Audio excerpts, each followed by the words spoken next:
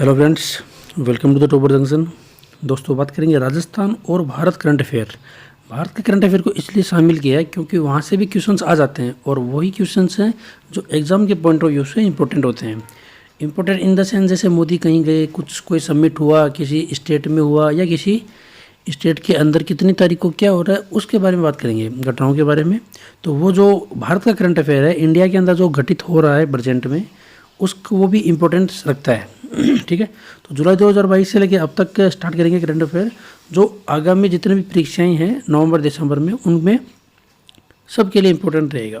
तो स्टार्ट करते हैं दोस्तों। Freedom house internet freedom index में भारत की रैंक क्या है। अब देखो दोस्तों, यहाँ से 2-3 क्वेश्चन बनेंगे अपने ऑप्शन अपने पास में, और दोस्तों इसका राइट आंसर होगा 51। तो यहाँ से मैं क्या लेकर चलता हूँ कि भाई भारत की रैंक क्या है, ये इंपॉर्टेंट है। चलो, ये मोस्ट इंपॉर्टेंट है इस इंडेक्स के अंदर। लेकिन यहाँ से मैं ये बोलूँगा कि भाई यहाँ पे जो टॉप कंट्री थी वो कौन सी थी, पहली बात, और सबसे नीचे नीचे जो बॉटम कंट्री थी वो कौन सी थी, दूसरी बात। दोनों के नाम मुझे आप कमेंट बॉक्स में कमेंट करके बताइए कि सर इस कंट्री ने freedom house internet freedom index के अंदर क्या किया है, टॉप किया है। ठीक है, तो टॉप पर ये कंट्री थी। बॉटम वाली को बहुत कम पूछा जाता है, तो रेयर चांस है कि बॉटम वाली पूछ ली जाए सबसे नीचे कौन थी। या तो पूछा जाएगा टॉप पे, या पूछा जाएगा भारत की रैंक। ठीक है, अब इनको कैसे पूछा जाएगा उसके बारे में आपको मैं थोड़ा सा बता देता हूँ।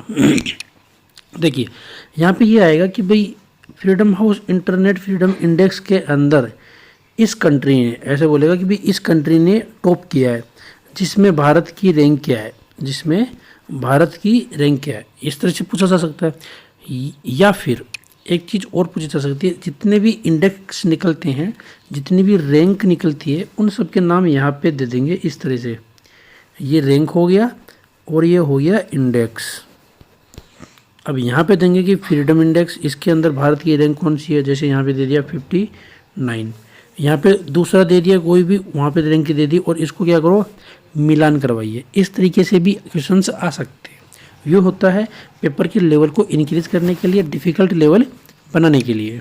ठीक है, किस दिन को राजस्थान सरकार ने किन्नर दिवस के रूप में मनाने का निर्णय लिया है। ये अच्छा निर्णय है दोस्तों। देखो, ये राजस्थान सरकार ने कौन से दिवस को किसके रूप में मनाने का, किन्नर दिवस के रूप में मनाने का निर्णय लिया है। ये हाल ही में हुआ था, 31 अक्टूबर, 11 नवंबर, 20 नवंबर या फिर 2 दिसंबर। तो इसका दोस्तों राइट आंसर होगा 20 नवंबर। और 20 नवंबर को क्या है, किन्नर दिवस राजस्थान सरकार मनाएगी। ठीक है, गरीबी उन्मूलन के लिए अंतर्राष्ट्रीय दिवस का विषय क्या था। ये दिवस मनाया गया हाल ही में। तो सबसे पहले तो मुझे इसको कमेंट बॉक्स में कमेंट करके बताएं कि ये किस दिन मनाया जाता है, कौन सी तारीख को ये मनाया जाता है। उसकी थीम, उसका विषय के बारे में बात करेंगे। आपको क्या बताना, ये दिन बताना कि भाई हाँ सर इस दिन ये मनाया जाता है। ठीक है, तो इसका जो सब्जेक्ट था, इसका जो विषय था, इसकी जो थीम थी वो क्या थी, व्यवहार में सभी के लिए सम्मान, कोई पीछे नहीं छोड़ना, गरीबी एक समस्या, या फिर पहले गरीबी का उन्मूलन। तो इसका दोस्तों राइट आंसर होगा ऑप्शन नंबर फर्स्ट, व्यवहार में सभी के लिए सम्मान। ये इसका विषय था, ये इसकी थीम थी। ठीक है, भारत सरकार द्वारा एससीजी की फुल फॉर्म की बात करेंगे यहाँ पे अपन। एससीजी, एस का मतलब हो गया सरफेस, सरफेस के का मतलब होगा कोयल, बहुतल, कोयला, गैसीकरण, गैसिफिकेशन। ठीक है, गैसिफिकेशन भी लिख देते हैं, ये हो गया गैसिफिकेशन, इस तरीके से। तो एससीजी का मतलब हो गया भूतल, कोयला, गैसिफिकेशन, सरफेस, कोयल, गैसिफिकेशन, गैसीकरण परियोजना स्थापित करने के लिए किस राज्य को चुना गया है। इंपॉर्टेंट क्वेश्चन है, कौन से राज्य को चुना गया है। अब देखो, यहाँ पे अगर ऑप्शन के अंदर राजस्थान है तो जरूरी नहीं है आंसर राजस्थान हो, क्योंकि अपन क्या करते हैं, राजस्थान की एग्जाम दे रहे हैं, राजस्थान के करंट अफेयर पढ़ के जाते हैं, यार हो सकता है इसमें राजस्थान हो, और अपन टिक लगा देते हैं, तुक्का लगा देते हैं, और वो गलत हो जाता है। तो इसका राइट आंसर होगा दोस्तों छत्तीसगढ़। ठीक है, छत्तीसगढ़ इसका राइट आंसर है। छत्तीसगढ़ के अंदर क्या है, ये एससीजी परियोजना को स्थापित करेगी भारतीय सरकार। अक्टूबर 2022 में इसरो के अध्यक्ष कौन बने। ये अक्टूबर का current affair, latest current affair है। तो ये इसरो के जो अध्यक्ष हैं वो चेंज हो गए हैं। पहले कौन थे, मुझे कमेंट बॉक्स में कमेंट करके बताइएगा। ये मोस्ट इम्पोर्टेंट है। इनका जो कार्यकाल था वो बहुत सफलतापूर्वक पूरा हुआ है, सक्सेसफुली बंदे हैं, बहुत बढ़िया इनका जो कार्यकाल रहा है। उसके अंदर बहुत सारे इंडिया ने रिकॉर्ड्स बनाए, और अभी जो नए चुने गए हैं उनका क्या नाम होगा दोस्तों, और उसका राइट आंसर है एस सोमनाथ। अगर किसी स्टूडेंट को, किसी विद्यार्थी को इनकी फुल फॉर्म पता हो तो वो भी आप मुझे कमेंट बॉक्स में कमेंट करके बताइए कि सर ये फुल फॉर्म है एस सोमनाथ की। वो इस वजह से क्योंकि वो क्वेश्चंस अगर आप सर्च करोगे नेट पे तो हमें लंबे समय तक याद रहेंगे। राजस्थान का कौन सा जिला टीबी मुक्त राजस्थान अभियान में पहले स्थान पर रहे? राजस्थान से कौन सा जिला है जो टीबी मुक्त अभियान चला है राजस्थान के अंदर, टीबी मुक्त अभियान राजस्थान में, उसके अंदर पहले नंबर पे कौन सा जिला रहा है दोस्तों? ये अपना सीकर जिला है। राइट आंसर होगा इसका सीकर। ठीक है।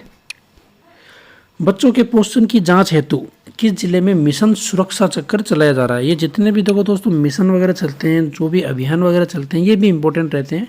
ये भी अपने आप में इम्पोर्टेंस रखते हैं क्वेश्चंस को पेपर में बनाने की, कि भाई हाँ मेरे को पेपर में पूछा जाए, ये एक इम्पोर्टेंट रहता है। अब देखो इस एक क्वेश्चन से 3 क्वेश्चन खत्म हो रहे हैं। पहली बात तो है कौन सा अभियान है दोस्तों, कौन सा चक्कर है? ये मिशन सुरक्षा चक्कर है। किसके लिए है ये? बच्चों की पोषण की जांच हेतु। 2 क्वेश्चन कंप्लीट। किस जिले में है दोस्तों? ऑप्शन है अपने पास में, राइट आंसर होगा बाड़मेर। तो बाड़मेर में देखो ऐसे पूछा जा सकता है कि बाड़मेर जिले में मिशन सुरक्षा चक्कर चलाया गया, वो किस वजह से है, उसका विशेषता क्या है, उसके उद्देश्य क्या था। अब वहाँ पे होता कि भाई मिशन सुरक्षा चक्कर, तो ऐसा लग रहा है जैसे कोई आर्मी का कोई मिशन हो, तो अग्निवीर जैसे एग्जाम के लिए कोई ऑप्शन में आ जाए, बच्चों के पोषण जांच हेतु ऑप्शन में आ जाए, कोरोना की जांच वगैरह के लिए ऑप्शन में आ जाए। इस तरीके से भी क्वेश्चन को घुमा फिरा के पूछा जा सकता है। तो अपने को क्या करना है, कंप्लीट तरीके से तैयार रहना है। ठीक है। भूपेन हजारिका समर्पण समाज गौरव सम्मान 2022 पुरस्कार किसे सम्मानित किया गया है? ये पुरस्कार किसको मिला है हाल ही में? ऑप्शन अपने पास में पन्नालाल मेघवाल, मिठेश निर्मोही, संजय धर्मात्री, सुहासिनी शेखावत। अब देखो दोस्तों ऑप्शन ऐसे हैं जिनको आपने कहीं ना कहीं पढ़े हैं। ये ऑप्शन ऐसे लिए हैं मैंने कि भाई आपने कहीं ना कहीं इनको सम्मानित होते हुए देखा है। अब मिठेश निर्मोही को भी कहीं ना कहीं आपने देखा कि हाँ यार इनको सम्मानित किया, इनको भी किया, इनको भी किया। इसका दोस्तों राइट आंसर होगा ऑप्शन नंबर पहला पन्नालाल मेघवाल। ठीक है। अब ऑप्शन से कन्फ्यूजन नहीं होना कि यार मिठेश निर्मोही मैंने पढ़ा था, इनको कौन सा सम्मान मिला था, अरे यार अभी याद नहीं आ रहा, क्वेश्चन में कन्फ्यूजन हो गया। तो इस तरीके से अपने को कन्फ्यूज नहीं होना है। जो भूपेन हजारिका समर्पण समाज है वो किनको मिल रहा है? पन्नालाल मेघवाल को मिला। मिठेश निर्मोही को कौन सा मिला है उसके बारे में कमेंट बॉक्स में कमेंट करके बताइए। साथ ही साथ में सुहासिनी शेखावत को भी कोई अवार्ड मिला था, उसके बारे में भी आप मुझे बता दीजिएगा। राजस्थान का पहला संत प्रतिमा संग्रहालय कहाँ शुरू किया गया? जयपुर, उदयपुर, अजमेर, अलवर। इसका दोस्तों राइट आंसर होगा उदयपुर। ये उदयपुर में किया गया। और ये इम्पोर्टेंट क्यों? क्योंकि ये कैसा है, पहला संत प्रतिमा संग्रहालय शुरू होगा। ठीक है। ये म्यूजियम है। तो ये अभी हाल ही में क्या आया था, न्यूज़पेपर में पूछा गया था। तो अखबार को डेली पढ़ा करो। आज के अखबार में बहुत सारे करंट अफेयर तैयार हो रहे हैं, जहाँ पे कोपटा के अंदर 21 योजनाओं का लोकार्पण किया जा रहा है। आज का पेपर अगर किसी ने पढ़ा है तो ठीक, नहीं पढ़ा तो पढ़ लीजिएगा। 21 योजनाओं का क्या कर रहे हैं, लोकार्पण करना है। तो उन योजनाओं के नाम हमें पता होना चाहिए। कुछ है कि फ़ोटो 12-13 फोटो उसमें गिवन है न्यूज़पेपर में, बची हुई की फ़ोटो भी आपको देखनी चाहिए। मैं ये मानता हूँ देखने से चीज़ें ज़्यादा याद होती हैं। ठीक है।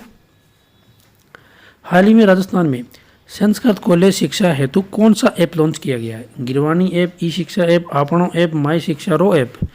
तो इसमें दोस्तों राइट आंसर होगा ऑप्शन नंबर पहला गिरवाणी ऐप। अब यहाँ पे एक चीज़ और है कि भाई इस ऐप को लॉन्च किसने किया, ये भी क्वेश्चंस पूछे जा सकते हैं। किसने किया है ये भी क्वेश्चंस आ सकते हैं। लुप्तप्राय स्लेंडर लोरिस के लिए भारत का पहला अभयारण्य किस राज्य या केंद्र शासित प्रदेश में स्थापित किया जा रहा है? ऑप्शन नंबर असम, तमिलनाडु, गोवा या फिर कर्नाटका। और इसका दोस्तों राइट आंसर होगा तमिलनाडु। इंपॉर्टेंस क्यों रखता है? इंपॉर्टेंट क्यों है? क्योंकि ये लुप्तप्राय स्लेंडर लोरिस है। ये भारत का पहला अभयारण्य है। ठीक है। ये भारत का पहला अभयारण्य है जो किस राज्य में स्थापित हो रहा है? तमिलनाडु में स्थापित हो रहा है। अक्टूबर 2022 में आयोजित 6ठे पूर्वी एशिया शिखर सम्मेलन शिक्षा मंत्री की बैठक कौन से शहर में की जाएगी? ये किसके लिए हो रहा है दोस्तों? ये शिक्षा मंत्रियों के लिए हो रहा है। और ये कब आयोजित होगा? ये अक्टूबर 2022 में आयोजित है 6ठा पूर्वी एशिया शिखर सम्मेलन। ये जो एडिशन है वो कौन से नंबर का है? ये 6th नंबर का है ये। ठीक है। कौन से शहर में होगा? ऑप्शन अपने पास में काठमांडू नेपाल में, हनोई वियतनाम में, सिंगापुर या फिर कुआलालंपुर वियतनाम में। इसका दोस्तों राइट आंसर होगा सॉरी ये नहीं है, इसका राइट आंसर होगा हनोई वियतनाम। ये हनोई में होगा, वियतनाम में। ठीक है, thanks for watching, like comment and share. ठीक है, सब्सक्राइब कीजिएगा अगर अच्छा लगे तो। और कुछ बातें करेंगे अपन, दीपावली आने वाली है तो दीपावली से पहले एक दो वीडियो और आ सकते हैं, अगर टाइम रहा तो आइए, वरना दिवाली के बाद में मिलेंगे दोस्तों। Thank you very much.